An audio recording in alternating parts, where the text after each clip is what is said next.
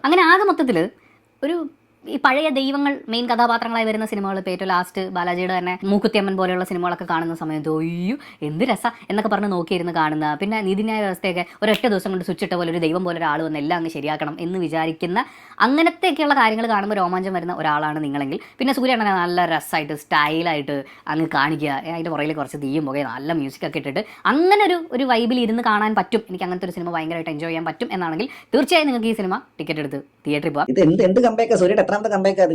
ഇത് തമിഴ്നാട്ടിൽ വിജയിക്കില്ലോ എന്ന് എനിക്കറിയില്ല. കാരണം അവര് മറ്റേ ഇങ്ങനെ കുറെ നാരങ്ങയും മറ്റേതൊക്കെ കഴുത്ത് തൂക്കി കുറെ മുളക് പൊടിയും മോന്തക്കെറിഞ്ഞ് കാണിച്ചു കഴിഞ്ഞാൽ അവിടെ ചിലപ്പോൾ ആൾക്കാർ എഴുന്നേറ്റ് കയ്യിലും ഗ്രൂപ്പായിരിക്കും. എൻ്റെ കൂടെ കുറെ തമിഴന്മാരുണ്ട്, അവർ കൈയടിക്കുന്നൊക്കെ ഉണ്ടായിരുന്നു. ഞാനിങ്ങനെ ചെയ്ത് എന്ത് തേങ്ങയാണ്, എന്താണ് ഈ ആർജവാലയെ ചെയ്തു വെച്ചിരിക്കുന്നത്? അയ്യോ കോട്ട് സീന്, കോട്ടിൻ്റെ അകത്ത് പോലീസ് ജിപ്പ്, അയ്യോ അയ്യോ അയ്യോ അയ്യോ അയ്യോ കിടിലം പടം. എനിക്കാണ് ഒരുപാട് നാൾക്ക് ശേഷമാണ് ഒരു തിയേറ്റർ എക്സ്പീരിയൻസ് കാണുന്നത്.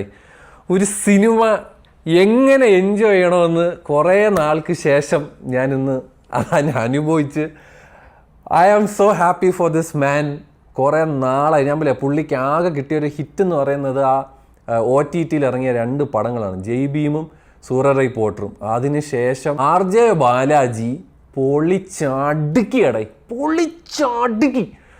എൻ്റെ മോനെ ഗോഡ് മോഡ് പടം, അതായത് ഒരു പക്ക പീക്ക് സാധനം.